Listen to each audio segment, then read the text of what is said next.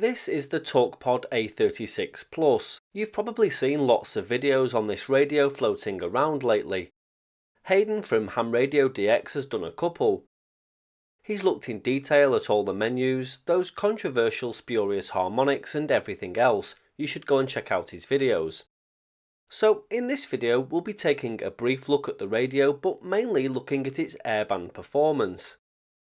As you may know, in the last year or so, more and more radios are being released with AM receive capability, and pretty much all of them have been dire, the Quansheng UV K5 being the worst performer.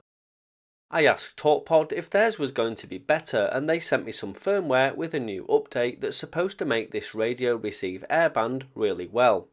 So, is the Talkpod A36 any good as a budget radio scanner? Let's find out. This radio comes in at around £45 at the moment, so it's definitely cheaper than a radio scanner. They do a GMRS version for the US market and an unlocked version for the UK and European market.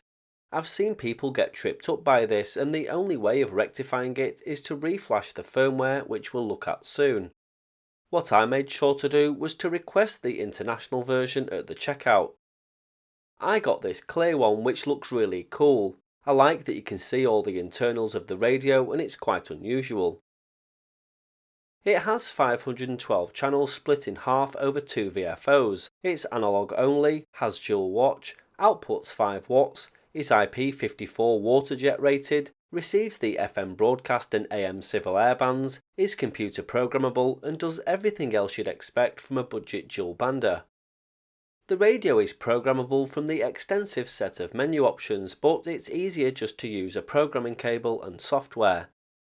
It has a PTT and 2 programmable buttons, a rubberized keypad, a bright screen, an emergency button which can be programmed to do other things, a speaker mic port, and it comes with a charger base, antenna, belt clip and manual.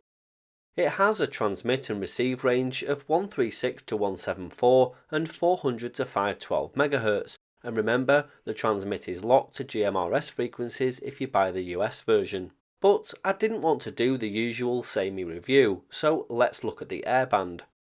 This firmware is brand new from Talkpod, so I'm assuming it'll be on their website soon. If anybody wants it, I'll leave the link below, but you assume any responsibility for playing with the firmware. Basically, if you brick your radio, it's on you. There's a simple bootloader on Talkpod's website, and all you have to do is open it up, select the firmware version, make sure you've got the USB port selected, plug your radio in, and click the bottom button, and the radio will update. So we're now ready to receive airband in excellent quality according to Talkpod. What I've done here is put some frequencies in the programming software that's also available on the website. In this program you can set all of the radio's parameters in a separate menu, and the spreadsheet allows you to input frequencies. Some airband capable radios don't allow you to program in airband frequencies in the software, but the A36 did no problem. Once you have everything you need, you must ensure scan is selected for each channel. Then you can write to the radio. And it's as simple as that. I programmed the top side key to activate scan mode, and you'll notice in the clips I'll show you in a minute, it cuts off the start and end of the transmissions. So the end bit is my fault. I set the radio to resume scanning after a certain amount of time.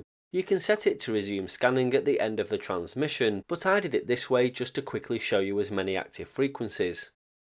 The slight clip at the beginning is something I've found on all of these airband capable dual banders. It may cause problems when trying to hear short overs. So let's listen to how this sounds. I was going to go to the airport to demo this, but you know, Manchester and all that, so I stayed here in the shack. I'm using an external antenna to widen my reach, but the stock antenna receives okay. 120 Quebec 0. Advise that to Manchester radar now, 18580. 18580. But we get closer, any place we should hold before entry? Easy, we can take flight level 320, flight level 340. That's 556 to 06, traffic try. Now flight level 290. That's level 290, many times, so climb now flight level 100. Now flight level 100, 9 and 7 altitude, yeah. 100 degrees, that's heading 33, degrees, then 150. North 020 west, 60 north, 030 west. Around 18 Delta, contact London 134, destination 390. Charlie Delta, starting control, descend, flight level 180. Bravo Hotel, contact Manchester radar 118-580, bye-bye. Bravo, okay. Entry check towards Foxtrot 1015. So I think that's pretty acceptable for a £45 radio on airband. There is a bit of clipping at the start of some transmissions, but everything's as readable as possible when it comes to the fast speaking and mumbled overs of airband. I'd say this is definitely a contender for somebody wanting to listen to aircraft without shelling out 3 times the cost for the trusty Uniden 125 XLT, which of course does the job much better. I must also add the radio doesn't receive military airband either. I do get asked that question a lot. So that's a look at the Talkpod A36 Plus. If you want to find out more, then there's links in the description below.